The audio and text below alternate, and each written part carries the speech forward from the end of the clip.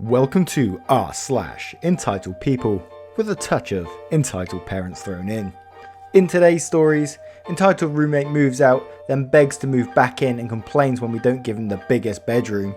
So apparently having medication at college means I'm a drug dealer. And EP tries stealing remains from a funeral home. Yes, you heard that right.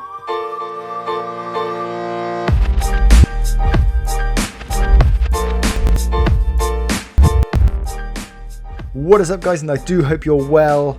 If you do enjoy Reddit stories, please consider hitting that like, that subscribe button, and maybe that notification bell. And with that being said, let's get started.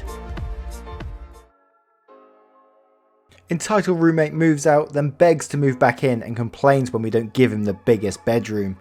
This is a story about my super entitled roommate from about a decade ago. This put his entitlement into perspective. He was dating my other roommate at one time, and when my roommate cut his hair, he used to have silky blonde hair down to his shoulder blades, to donate to cancer patients. The ER's response was to start crying and say, "I can't cut my hair, I just couldn't do it." Being upset that he didn't have the guts to chop off his hair, but was upset that someone else did something nice that he didn't want to, making it all about himself. What also did not help matters was that I originally moved into the area from out of state. I sort of fell in with his group of friends, who were frankly fairly toxic, led by a woman who thought she was in charge because she was the only married one.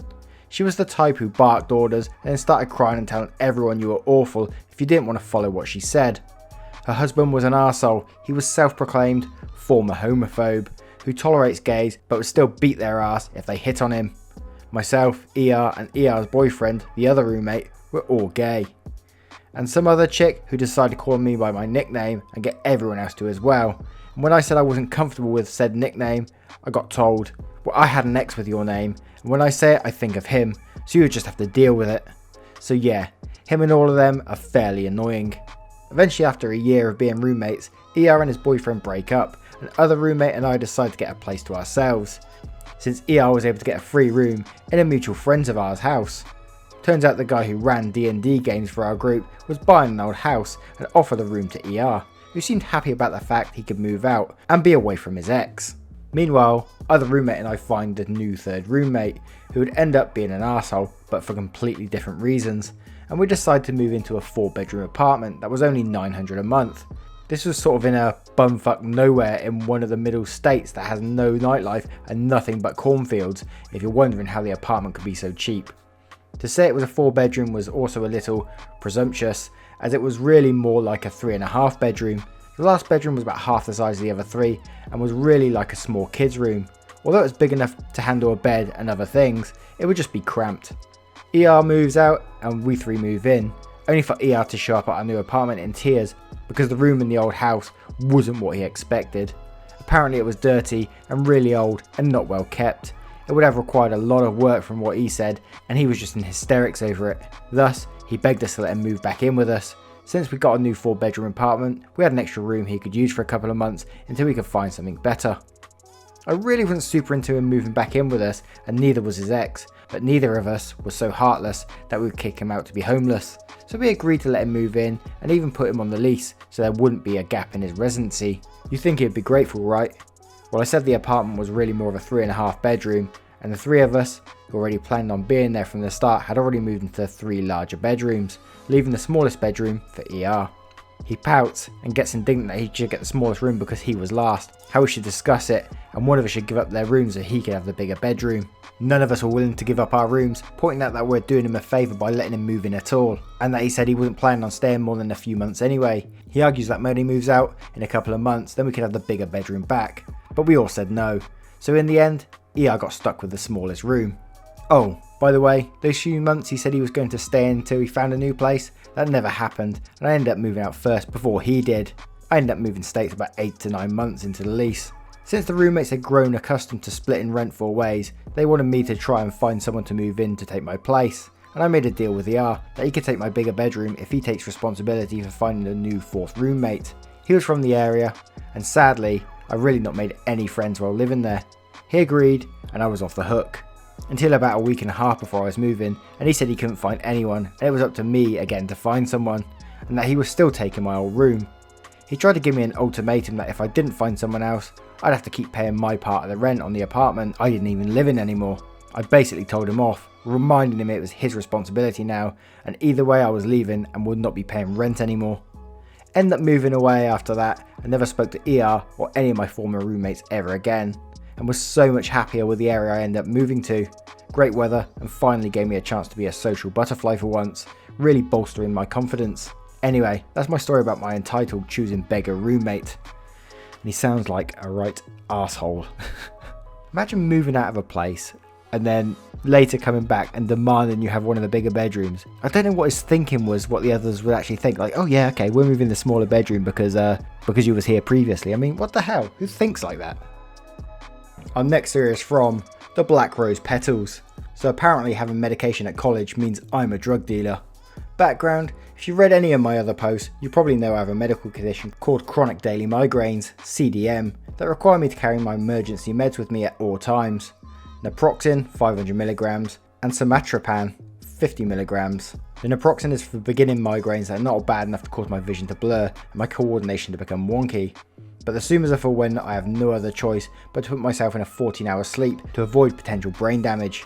For those of you who don't know, somatropan, I don't know if I got it right, is a muscle relaxant based pill, and simply taking one of these little bastards isn't fun. It's like downing a full bottle of Jack and chasing it with a handful of sleeping pills. Within 15 minutes, you'll feel yourself going completely numb and almost lethargic. You drool and feel tingly, and then you go to sleep. These 10 little pills, you're only allowed 10 per month, are awful to experience, and yet they are a godsend when you're vomiting because your head hurts, and your head hurts more because you're vomiting. On to the story. I'm currently attending college for my associates in business administration, and most of my classes are afternoon evening periods. So I'm stuck walking around campus in migraine-inducing brightness, and I've resorted to taking my naproxens almost once a day because I can't tolerate the light for very long. Today in the cafeteria, I felt one of my migraines coming, and decided to nip it in the bud before it became unbearable. I quickly took a few bites of my food and reached into my bag to grab my pills. Side note, my pills are in their original prescription bottles with my name very clearly written in big bold letters, including the directions for taking them. As I opened it to grab one, another student stalked up to my table and slapped their hand down on the tabletop, inadvertently making my pain levels spike with a sudden loud noise. Rude girl, further known as RG, "Excuse me, what the fuck are you doing?" I say, "Taking my medication." "Why?" "This is a drug-free zone. You can't have those here. You could be selling them to other people." "I have permission because it's prescribed and medically necessary, and it isn't your business anyway, lady." "Excuse me? Damn right it's my business. I go here too, and I'm not letting you taint this school with drugs, you fucking bitch. You're probably selling them and using your illness as a cover-up."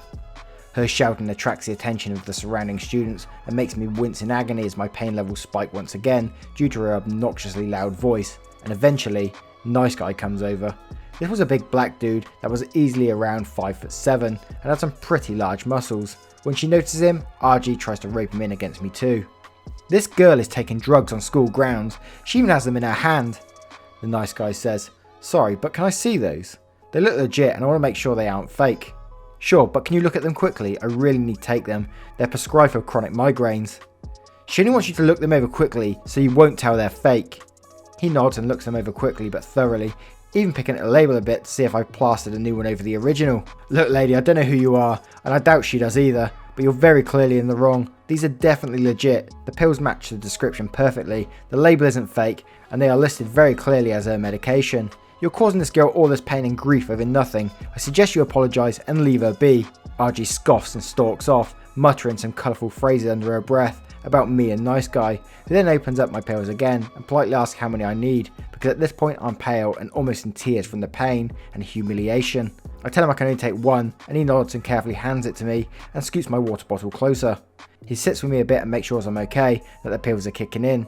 Then he helps me pack up my bag and puts my medication in its pocket and proceeds to hug me and tell me that some people are just rotten sacks of flesh with no morality left in them, and that I shouldn't let it bother me. I head out to math and he rejoins his buddies, who all smile and wave as I leave.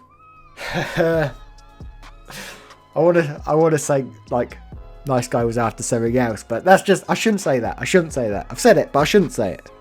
He's just being a nice person, and that's what the world needs more of, you know. But yeah, I know a few people get really bad migraines. None that cause brain damage though. I didn't know that was even possible. I have to look that up.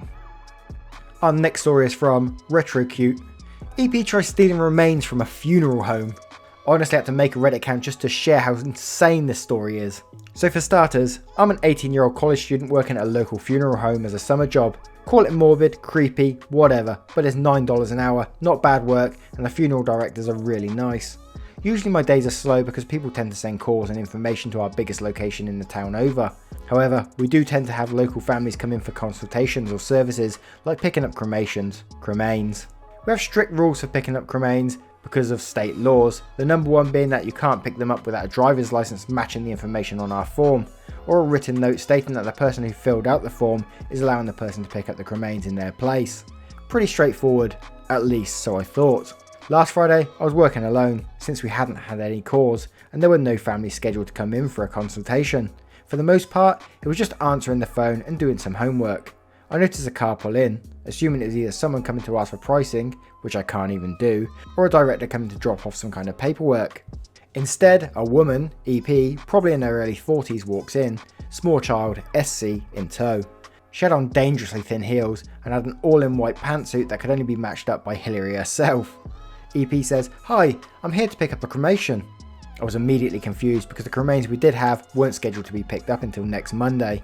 However, if the person assigned to pick them up comes for them, we have to release them. I quickly start flipping through the files to find the ones that should have had her name on them. I say, sure, can I get a driver's license? Why do I need that? It's state law, ma'am. The director should have informed you. Was there a misunderstanding? I was mostly confused because, well, she drove here, so she should have a license. Oh, I wasn't here for all that. I'm coming instead of my sister.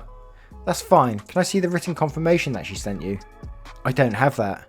Uh-oh. Well, I'm really sorry, but I can't release these remains to you unless you have one of those two things.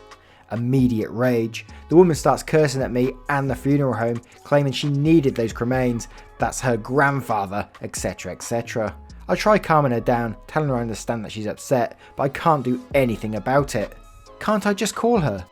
I say, I'm sorry, no, we need physical identification or confirmation. EP gets even more angry and storms outside, I guess to call her sister and complain about me, leaving SC inside. This poor kid has just been listening to all of this, so I give her a couple of complimentary pens. Kids seem to love those, and a handful of peppermints. A few minutes later, EP returns, suddenly chipper. Sorry about all that, do you have a restroom SC can use? Sure thing, it's down that hall to your left. Now this is where things get fuzzy. I don't know if she happened to see our back room while walking there, or was planning on this the whole time, but either way, I was shocked at what she did. A few minutes later, EP and SC come rushing from the bathroom, bolting for the door. Luckily I caught them escaping because I saw the bag with the urn in it in her hand. I immediately ran out behind her, called her out on it, and she turned around and begrudgingly handed the bag back. I made sure she knew that if she tried to keep it, I would have called the police. She muttered something I couldn't make out, got in the car and left. I called the sister to let her know what had happened, and it turned out that EP wasn't even told to get the cremains. She just did it because she wanted to. You wouldn't think you'd experience something like that in a funeral home. I bet they probably see a lot more of that than quite a few other places actually. But trying to steal remains, even if it is a relative, you surely as a normal human you can understand the rules of having identification or written confirmation, because you just don't want any Joe blogs going into a funeral home and picking up someone's random remains. It'd be just crazy. What do you think of this story? Let me know in the comments below. Anyway guys, a huge thank you once again. If you did enjoy these stories, as always, please consider hitting that like, subscribing, clicking the notification bell, all that good stuff that helps us carrying on, if it makes any sense whatsoever. Much love to you guys. Take care now. Goodbye.